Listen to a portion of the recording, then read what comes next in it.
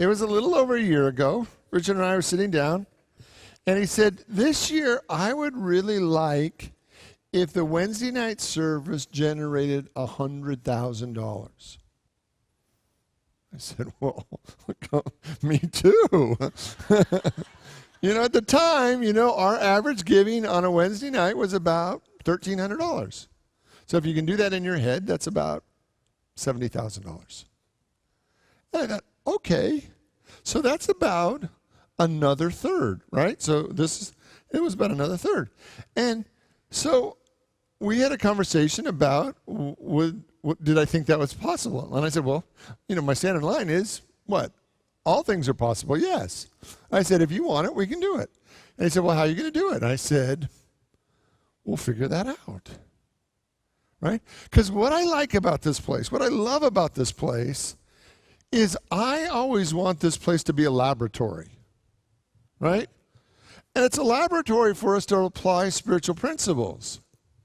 And sometimes spiritual principles can be a little scary. How many of you have ever been scared to apply a spiritual principle? Maybe like tithing or whatever, some of the scarier ones, or forgiving your neighbor or whatever, Like some spiritual principles are kind of scary. So what I always wanted this place to be was a place that we could practice spiritual principles together. And if you see it working over and over again in the ministry, after 1,000 years or so, there maybe would be the belief, well, if it works for the ministry, maybe it would work for my life.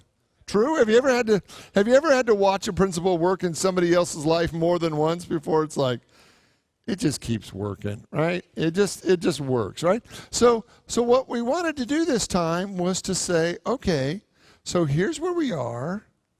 Here's where we want to go. How do we want to get there?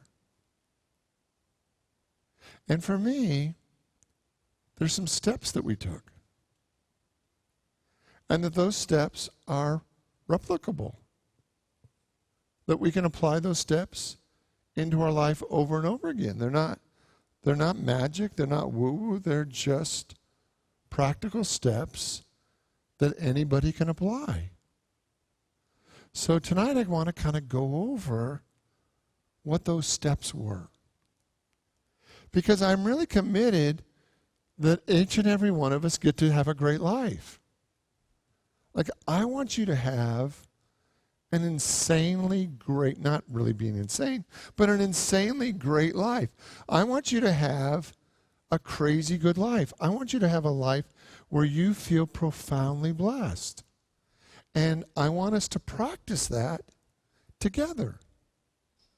Because sometimes when we're by ourselves, we move into doubt. True? Anybody ever experienced doubt from time to time? Right? And so being in spiritual community, one of the benefits of being in spiritual community is that you have people that believe for you sometimes greater than you can believe for yourself.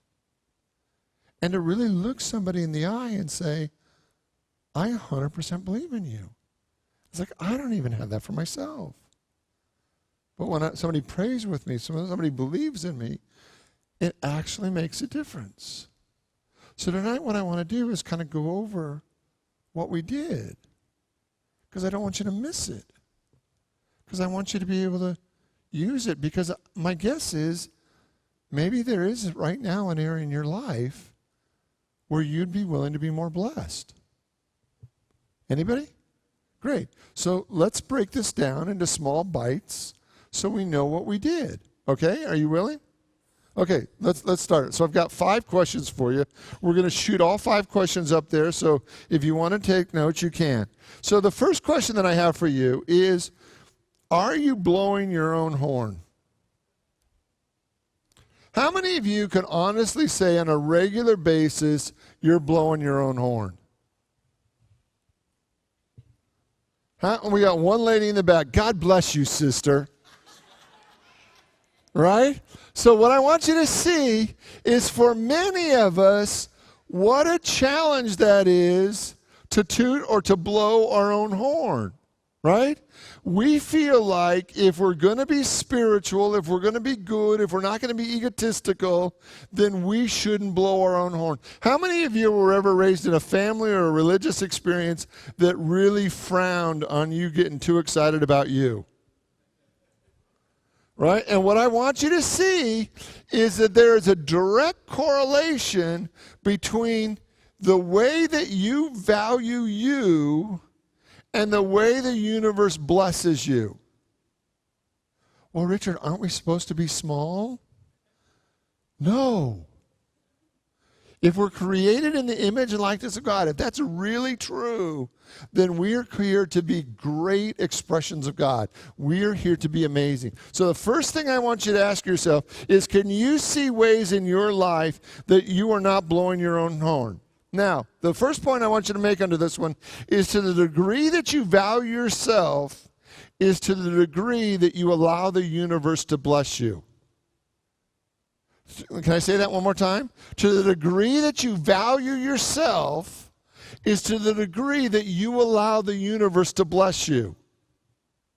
That the universe can't give you, God can't bless you more than you feel like you're worthy of.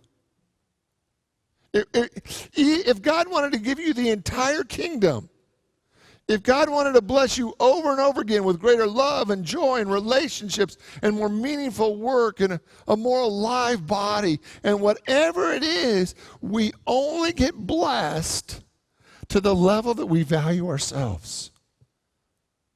Because you will not accept 1 ounce more than you think you're worth. Anybody seen maybe a politician or an actor or actress or anybody recently who's imploded their life? Anybody can think of somebody? Now, the question is, why would somebody do that? Why would an intelligent, talented individual implode their life? And we do that because if our life gets bigger than we think we deserve, we find very interesting and creative ways to shrink our life down to what we think we're worth. And what I want you to see tonight is that your value defines how blessed you are. That to the degree that you accept your own inherent value as a child of God, created in the image and likeness of your Creator, to the degree that you value yourself, is to the degree that you allow life to bless you. In your relationships, in your work, in your finances, in your body, in your home, over and over again. So tonight, I'm going to challenge you to find ways to blow your own horn. Okay? 2. Because there's 3 points I want to make in this question. 2, the second one is, if you can't celebrate your good, you lose it.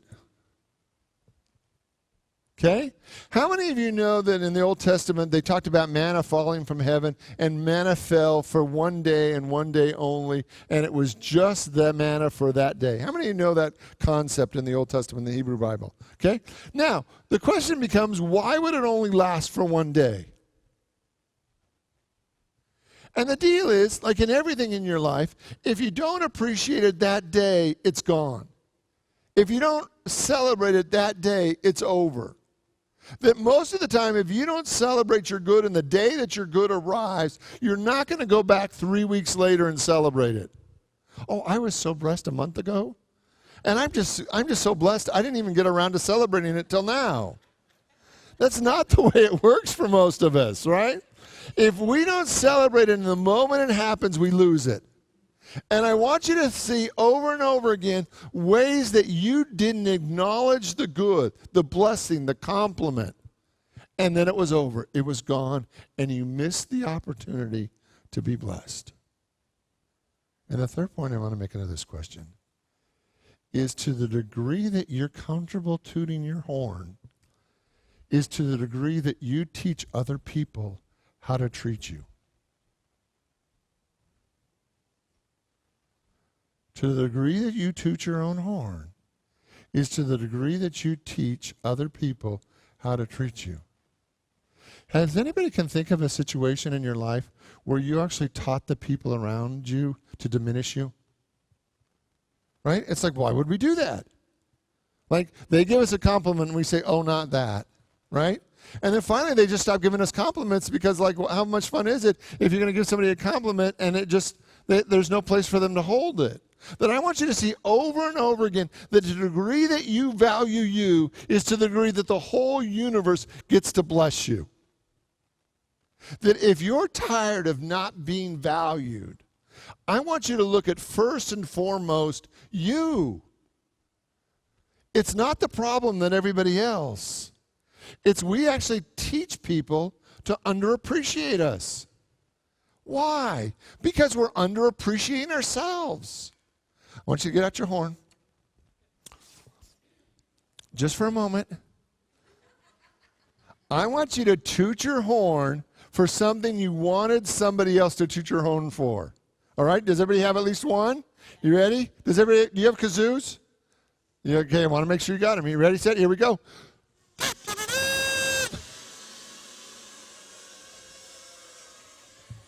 Right? How does that feel? Okay, that's question number one. All right? Are you tooting your own horn? Question number two. Let's show it up there. So one of the difficulties that people sometimes have in their life is they're not sure they know where they're going. One of the things I want you to see that allowed us to be so successful this year is that we had a very clear goal. Right? And every week, what did we do? We shot it up on the screen. That's like a 12-foot screen. Like, if you came to service more than once, you knew that we had a goal of $100,000. Now, you may not even like the fact that the church had a goal of $100,000. You may think, well, a church shouldn't have a goal of $100,000. But everybody who walked in the place knew what our goal was. Right? You may like it, you may not like it, but you knew if you came to the Wednesday night service that we had a goal, that we were committed as a community on Wednesday night to raise $100,000 and to put $100,000 toward the ministry, that we were asked that be our share, and we took it on. True? So one of the things I want you to look at tonight is, are you that clear in every area of your life? Do you really know where you're going? And you think, well, Richard, I don't know if I can get there. I'm not asking that. Whose job is it to figure out how to get you to where you want to go? It's God's job. Your job is just to be clear about what you want. Over 30 times in Scripture, Jesus is recorded as saying, ask. Ask, ask, ask, ask, ask. Why? Not because God didn't know, right? But there's a commitment that as we ask, as we get clear, the universe responds appropriately. It would be a tough job being God. Right? It's like, just tell me what you want. Figure it out. Don't make me work that hard. What do you want? You want peace of mind? Great. You get peace of mind. You want to live in greater abundance? Well, great. How much more abundance? You want a more loving life? What would that look like for you? Now, I want you to be as specific as you can be. But if all you want is 4 tires, then just ask for a car with 4 tires. If you want a red Ferrari, ask for a red Ferrari. If a 73 Pinto will work, ask for 73 Pinto.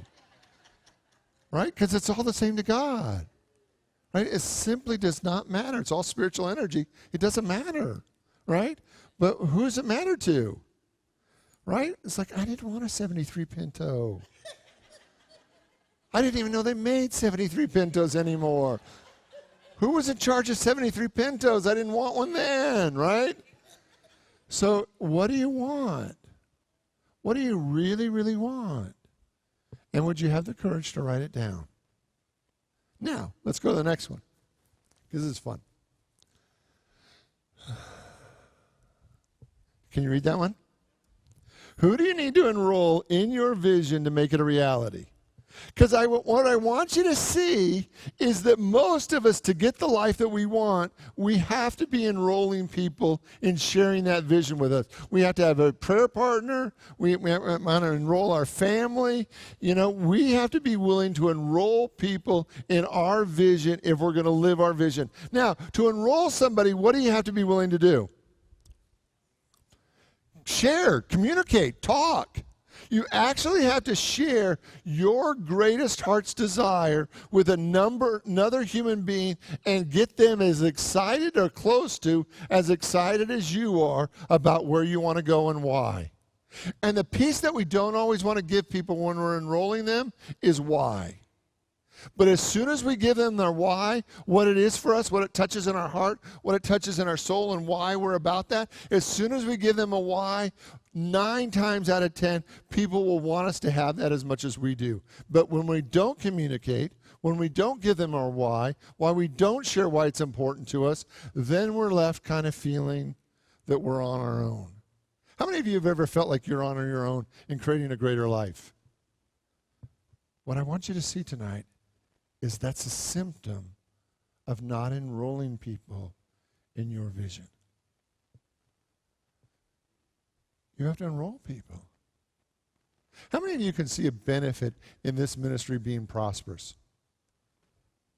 How many of you can see a benefit in this ministry being able to serve in greater and greater ways as this ministry prospers in greater ways?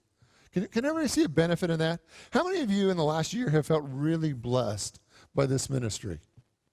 And we're glad that we had the services and the ministers and the programs that we had here, that we could have such great music and great ministers and great buildings and air conditioning when it was 120. And how many of you could see a benefit of that, right? Right? You could see a benefit of that, right? But if we don't enroll you in that, it just looks like, oh, they're just always asking for money. Right? How many of you have had a heart's desire that you've never shared with anyone? That you've kept it to yourself, that you haven't shared with your prayer partner, you haven't shared with a chaplain, you haven't enrolled anyone in your vision. So the question that I have for you tonight is, who do you know you need to enroll in your vision? If you told yourself the truth, are you talking about your vision enough and why it's important to you so that the people around you want to help you get there? How many of you thought that it was better to be a lone wolf? Anybody with that mindset that it's better if I just do it on my own? Right? Do you know that they actually studied wolves? Because how many of you have heard that expression, I'm a lone wolf? Anybody resonate with that expression at all? Many of us in spiritual communities do resonate with that idea of being the lone wolf. What they found when they actually studied wolves is that lone wolves were always the sick wolves. And I love that, right? That we take such great pride in being a lone wolf. Like, I'm going to do it my way. It's my way. I can do this all by myself. I don't need any help. I don't need to enroll anybody. I don't need to share this. I don't need prayer partners. I'm going to be the lone wolf. Well, the lone wolf is sick.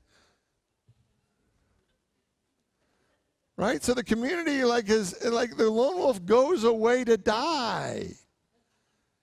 I don't want you to think of that as your success strategy. I'm a lone wolf. And really what you're doing is just going away to die. I want you to come into community. I want you to be sharing a vision for the life that you want and have people believing with you and standing with you and helping you and connecting you and doing all the things necessary for you to be as successful as you want to be. Can everybody see somebody in your life right now that if you're going to really live the life that you want, you have to enroll them in your vision? Can everybody have at least one person? Okay, great. Let's go to the next one. You ready for the last one? The question then becomes, are you celebrating every step? Now, There was a time in my life where I was so busy that I would have never taken a whole service to celebrate what we've just done. Because I would have wanted to launch into, what are we doing this year?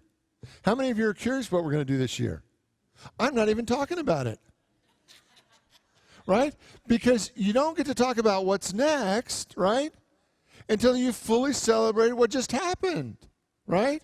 So you got to celebrate every step. There was an article in Reader's Digest, I think it was last month, that said if people break their goals, their desires, into the smallest steps possible, it increased their ability to attain them by 30%. And they actually did a study. They gave people projects. How much money do you save? And they asked people, how much money would you want to save in a year? And they gave a number. Then they asked them to break it down into a month. Well, how much money would you want to save in a month? They gave them a number. And then they broke it down to how much money would you like to save a day? A day. And what they found is that if people would break it down to the smallest part, the smallest step possible, they would get a 30% increase. So, and I forget what the exact number was, but they asked people, how much money would you like to save in a month? They'd give them a number. Then they said, but how much could you save every day? And they said, well, every day I could save this much money. And amazingly, over time, it was 30% more. So the key to every goal is not to overwhelm yourself, but to break it down into the smallest possible steps and celebrate those steps every time. Like if your goal was to save $3 a day, like $3 a day, okay, I won't go to Starbucks, I'll save $3 a day. And you think, well, is it ever going to add up to anything? And the answer is, it adds up to 30% more than you do. How many of you, your strategy has been for saving money, winning the lottery? Right?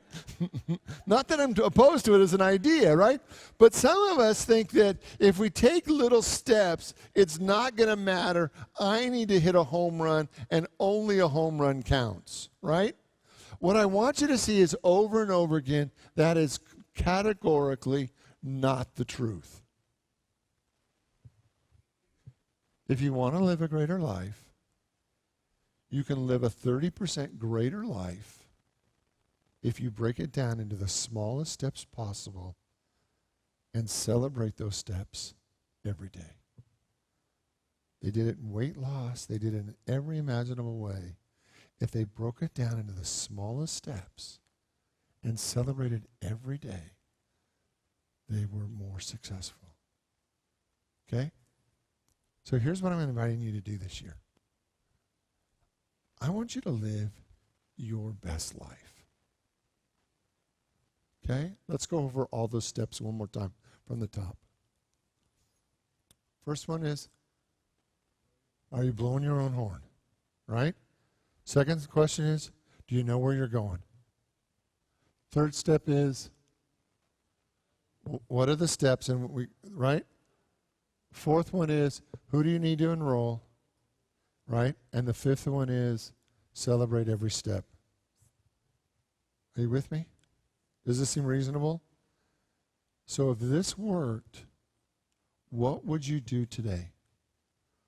What big goal or desire would you take on if you knew you couldn't fail? Are you ready to try?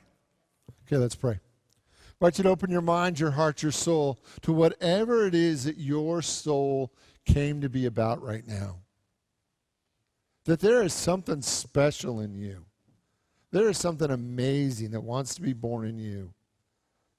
And tonight we are giving ourselves an opportunity to be as successful and as happy and as loved as we can even imagine. Thank you, God. Thank you, God.